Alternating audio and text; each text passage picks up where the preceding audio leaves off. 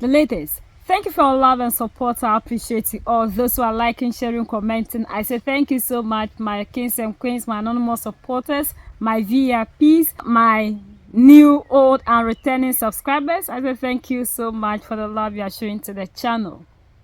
Now there are people are joining us to tell the world that Pan-Africanism can never be stopped because Africa is rising and there is nothing they can do to stop us. According to Jeffrey Sachs, there is nothing they can use the CIA to do anymore because what they have always tried with Africa will no longer succeed. He's joining Mali, Niger, and Burkina Faso to send a message to these people that they have to just stop whatever they are doing because where we have reached, there is nothing that can bring us backwards. According to him, that's by mid-hundreds, our population is going to be whatever. And by a century to come, we will blow up. That most of these countries have reached their peak and others will be declining. But Africa population is growing faster than anybody at all can think of. So there is nothing that can be done to stop the African. And that is the reason to which these people are furious, doing everything possible with the family planning. We saw the recent one that they brought in Kenya, 8 years, so we can't have children, just to control the population because the way people are projecting Africa, they are scared. And we need numbers. Numbers are very important. And when we finally get the numbers, the resources that they are getting out of the continent very cheap, they will no longer get that. They will no longer get that. And for that matter, they are doing everything possible just to keep us backwards. And that is the reason to which even the food that we have today, everything is being targeted. The first time of Pan-Africanism, Britain, France, and the United States can't stop it this time. Because Pan-Africanism was stopped from the outside, not from the inside. It was stopped by a bullet in the head of Patrice Lumumba. It was stopped by repeated overthrows by the CIA and MI6. And it cannot happen anymore. They don't have the power, they don't have the space, and Africa can prevent it. Most of the world is reaching the peak or has already reached the peak of their population. So what we have is aging rather than further population growth. China reached its peak population probably 2 years ago on the official estimates and will now experience quite a significant decline of population. China's at 1.4 billion people.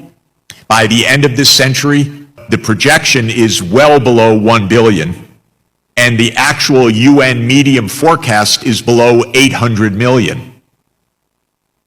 The one region of the world where the population continues to grow rapidly is Africa. Africa's population grew 5 times from 1950 till today. It's 1.5 billion. According to the medium forecast of the UN, Africa's population will reach 2.5 billion at mid-century and about 3.7 billion in 2100. And in percentage terms, this means Africa's population was 9% of the world population in 1950. Today, it's 19%. 1 out of every 5 people on the planet is African. And by 2050, it will be about 25% of the world population. And by 2100, 35% of the world population. So Africa will be in the center of the world story, the world history, the world population, the world demographics in the course of this century. Now, what does all of this mean for Africa? I believe not that it is inevitable, but I believe that it is feasible and the right target for Africa essentially to follow the path that China followed between 1980 and 2020 of, in a process of 40 years, going from low income to high income, going from quite widespread continuing poverty, especially in rural areas, to zero poverty during this period. And because of the demographic changes as well, becoming a powerhouse of the world economy. And that is what I think should be envisioned, should be planned for, and should be accomplished. China used its advantages of planning, foresight, visioning, and even what we call relative lag, its poverty, meaning a lot of catching up room, and technological innovation to achieve 10% per year economic growth over a 40-year period. There's the rule of 70, which many of you will know. If you want to know how much a growth process, how long it takes for something to double, take the growth rate and divide 70 by that growth rate. So if you're growing at 10% per year, divide 70 by 10, and that means every 7 years the economy doubles in size. China achieved that kind of doubling over a 40-year period. So think about it. Every 7 years you double in size. If you do that for 35 years, that's 5 doublings. 2 to the 5th power. 32-time increase of the economy in China, 32 times in 35 years. And because this continued even beyond 35 years, it's been about a 40-time increase of output of China, which is why China became the world's largest economy during this 40-year period. My analysis and recommendation is that Africa chart out such an ambitious trajectory, because Africa's time has come and its turn has come. China achieved rapid growth for 40 years. The other country of comparable size, India, has been growing at about 7% per year since the year 2000. Again, applying the same rule of 70, that means doubling every 10 years. And India has become, during this 25-year period, the 3rd largest economy in the world. And its poverty is now below 5%. Remember India having poverty everywhere? Its extreme poverty rate is now below 5%. So my view is Africa's next. You're the next region of 1.5 billion people. But it takes some change of perspective and some new strategy. The change of perspective, first of all, is that this has to happen at a continent-wide scale. Africa was left after the imperialist age with 54 countries and a 55th one in dispute. The transformation that I'm talking about cannot happen 54 separate times. It should be an Africa-wide success because scale matters in economics. China and India were able to grow so fast because of a large economy and a large market that supported a lot of innovation and supported a single strategy that was coherent to build out a power system, to build out a fast rail system, to build out a highway system, to build out a 5G digital system. And Africa, I want to act like the Union, like a continental free trade area that is investing at the African scale to accomplish the same. And that, I think, is the key first step to being able to replicate this rapid catching up plus leapfrogging process. In order to do that, first, think like a union, partner with universities across the continent to help engender this kind of Africa-wide ambition and strategy and know-how to get this done. Champion union, true African union, true Pan-Africanism to be able to accomplish this. And unlike the first time of Pan-Africanism, Britain, France, and the United States can't stop it this time. Because Pan-Africanism was stopped from the outside, not from the inside. It was stopped by a bullet in the head of Patrice Lumumba. It was stopped by repeated overthrows by the CIA and MI6, and it cannot happen anymore. They don't have the power, they don't have the space, and Africa can prevent it. And so we can really have an Africa-wide strategy.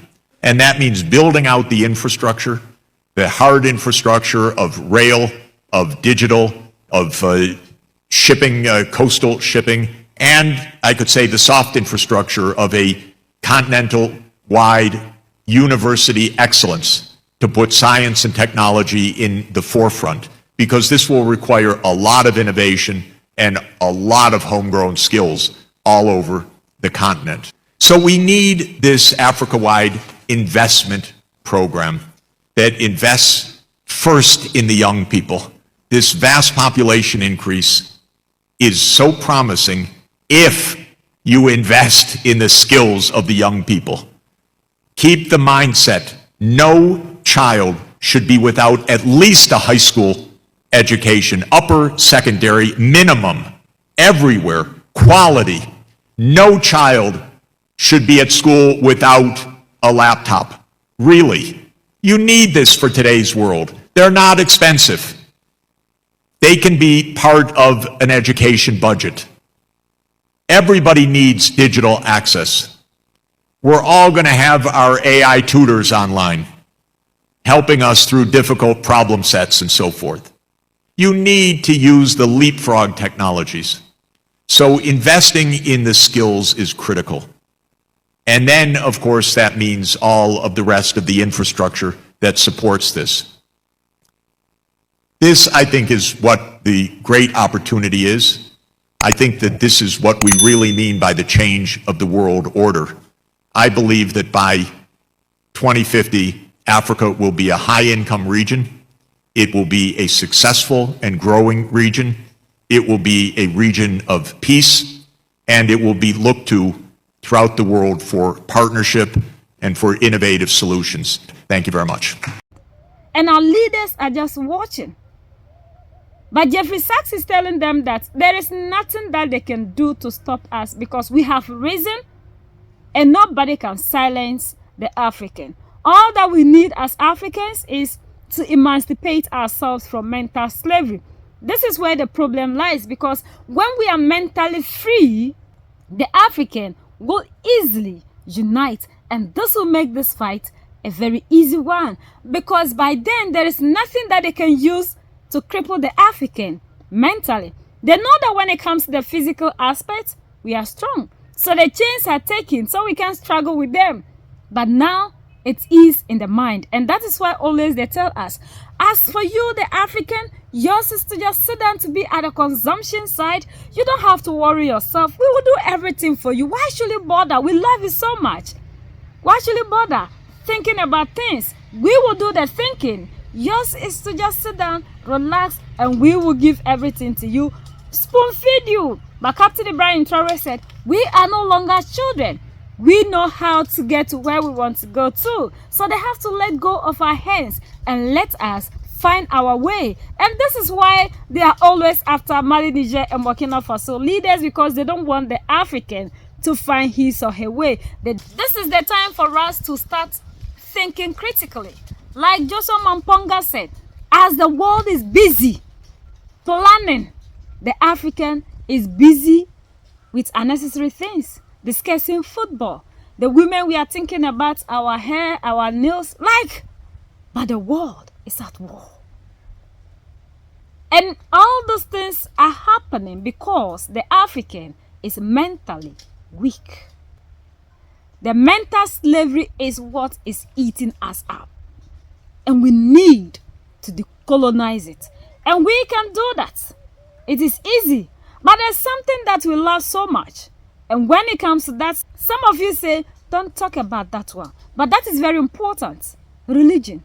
If we are able to do away with the colonizers' religions that they brought to us, it will be very easy to mentally decolonize ourselves. Because these are all barriers that are not making the African to unite. We've seen what is happening in Nigeria. Now they are coming in the name of religion. And Nigerians are the same people. But when we come with the religion, we will now divide among ourselves and start seeing ourselves as either Arabs or Europeans, which is not helping the African. We are Africans. And that is one thing we should understand as a people. The fight, we have risen. And there is nothing that can send us backwards. But we need to fight to make sure that we are able to win. As we are busy sleeping, they are working 24/7. They that are chasing us are not tired, but we that are running are always tired. And that is why sometimes you hear comments like, we should forget about this African unity, whatever. It is not going to happen. It will happen. It will happen. And that is why we need not to stop preaching, because we need to continue to preach to the point that even all those who are sleeping will wake up. A lot of us are not aware of what is happening around us, and that is why we are easily controlled. But the day that we'll get our consciousness, it will be very easy for us to set ourselves free. They are doing everything possible to still keep us in the dark. And as we are trying to bring ourselves out in the light, we then sit down to say that there is nothing that we can do. We will just have to end up in the dark. It must not be so. We need to fight because we are at war. Like Captain Ibrahim Traore always tell us, that we are at war. But people are not aware because we are not seeing what is happening in Ukraine, in Congo, in Sudan, everywhere in Africa. So the African isn't aware of what we are fighting against. Until we see things physically, we then sit down and relax because we believe that we have freedom, and all that matters is what I will use to take care of myself and my family. We are the only ones that can set ourselves free. United we stand, divided we fall, and united we keep standing forever and ever. The greatest enemy of the African is mental slavery. So let's decolonize ourselves from mental slavery. Let's keep sharing to educate our brothers and sisters. Together we make Africa great for ourselves and the next generations that are going to come. So that's the latest around the world and in the United States of America.